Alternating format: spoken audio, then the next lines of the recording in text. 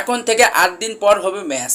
বাংলাদেশ হংকংয়ের বিপক্ষে খেলবে। এই ম্যাচটিকে ঘিরে বাংলাদেশের দর্শকদের আগ্রহ অনেক বেড়ে গেছে।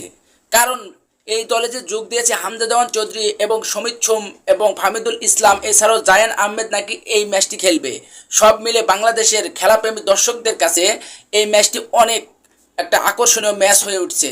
গত ম্যাচে সিঙ্গাপুরের বিপক্ষে যখন বাংলাদেশ দল মাঠে খেলেছিল, সেই ম্যাচটিতে দেখেছিলেন যে দেশের কেমন ফুটবলের প্রতি ভালোবাসা রয়েছে দেশের মানুষজনের কাছে।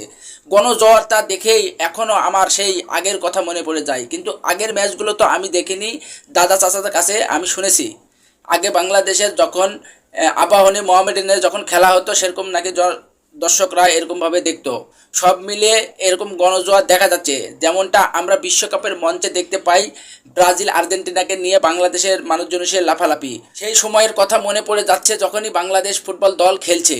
ক্রিকেটেরও এরকম দর্শক এখন হচ্ছে না, যেহেতু ফুটবল দল বাংলাদেশের দারুণ খেলছে। বাংলাদেশের এই দলে প্রবাসী ফুটবলাররা যোগ দেওয়ার পর থেকে বাংলাদেশ, বিশেষ করে হামজা দেওয়ান চৌধুরীর কথা না বললেই না। এক হামজার কারণে এই দলে হাজারো প্রবাসী ফুটবলাররা খেলার আগ্রহী জানাচ্ছে। সব মিলে বাংলাদেশের ফুটবলের যে গণজোয়ার উঠেছে, এই গণজোয়ার আমরা চাই সব সময় টিকে থাক এবং ভালোভাবে সব ম্যাচগুলো খেলুক। এবং হংকংয়ের বিপক্ষে বাংলাদেশ দলকে জিততে হবে, জিতা ছাড়া বাংলাদেশ দলের আর কোনো উপায় নেই।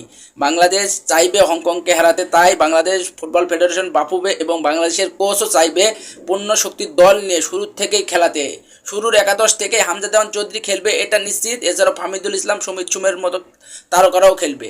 আর এই ম্যাচটি 9 তারিখে যে বাংলাদেশের একটা মহা আনন্দের দিন হতে যাচ্ছে, এটা নিশ্চিত। আর এই ম্যাচে গ্যালারিতে হাজার হাজার দর্শক থাকবে। এখন থেকেই বাংলাদেশ ফুটবল ফেডারেশন বাফুবে ওই ম্যাচের টিকিট বিক্রি করা শুরু করে দিয়েছে। সব মিলে ওই আগামী 9 তারিখের ওই ম্যাচ অনেক একটা হাই ভোল্টেজ ম্যাচ হয়ে যাবে, এটা নিশ্চিত। তো দেখা যাক আগামী 9 তারিখের ম্যাচে হংকংকে বাংলাদেশ হারিয়ে কি ইতিহাস তৈরি করতে পারবে। ইতিহাসের কথা বলার কারণ, বাংলাদেশ হংকংয়ের বিপক্ষে কোনো সময় ম্যাচ জিতেনি। বাংলাদেশ হংকং মোট ম্যাচ খেলেছে 4টি, যেখানে 2টি ম্যাচ ড্র হয়েছে আর 2টি হংকং জিতেছে। হংকং বেশ শক্তিশালী দল, বাংলাদেশের চেয়ে অনেক গুণ ফিফা র্যাঙ্কিংয়ে তারা এগিয়ে রয়েছে। সব মিলে হংকংও সমীহ করছে হামজাকে। এছাড়াও হংকংয়ের ক্যাপ্টেন বলছে যে হামজার কারণেই নাকি বাংলাদেশ দল বেশ শক্তিশালী হয়ে গেছে। হ্যাঁ, এটা মানতে হবে, হামজা দেওয়ান চৌধুরী আসার পর থেকে বাংলাদেশ দল অনেক শক্তিশালী দল হয়েছে। তো দেখা যাক আগামী 9 তারিখের এই ম্যাচে হংকংকে বাংলাদেশ হারাতে পারে কিনা। আপনার মতামতটা কমেন্টে লিখে যাবেন, হংকংকে কি বাংলাদেশ হারাতে পারবে কিনা।